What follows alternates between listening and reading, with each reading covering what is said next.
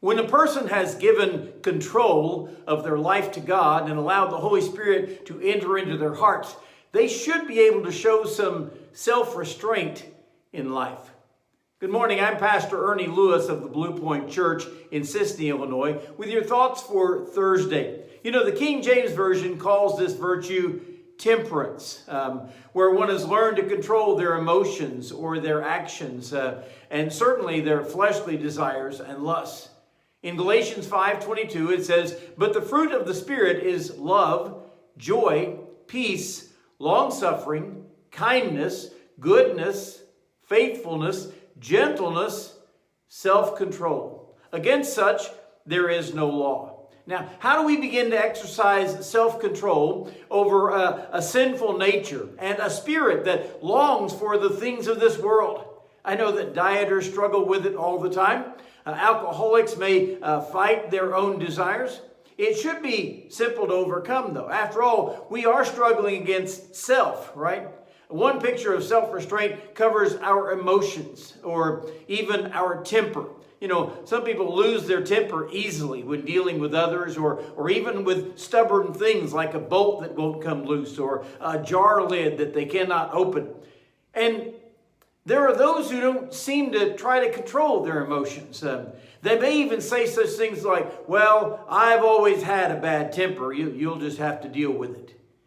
We really need some kind of regulator or a governor that controls our emotions.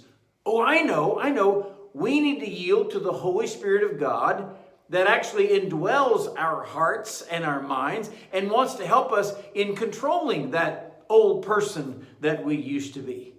Do not allow our temper to overcome us and to destroy our testimony for the Lord. Now, the second place when we talk about self-control, it is over our desires, our wants in this world. The perennial dieter will tell you how difficult it is to overcome the desire for food. It's a tough practice to master. But I'm not talking about the desire for food. I'm talking about the lusts of the flesh, which draw us to sin. Paul said, "Let not sin therefore reign in your mortal body, that you should obey it in the lusts thereof." Paul also tells young Timothy to flee youthful lusts. If you cannot overcome them, then steer clear of any temptation that would allure you in that sort of direction. And finally, self-control must be exercised on our tongue and the things that we say. James says the tongue is a fire, a world of iniquity. He also says, if one thinks he is religious and does not bridle his tongue, he deceives his own self and his religion is useless.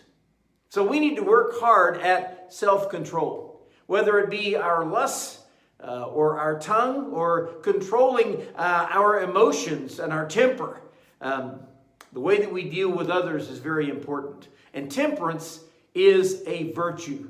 When the Holy Spirit of God cultivates its fruit, self-control will be one vine that should bloom in our lives.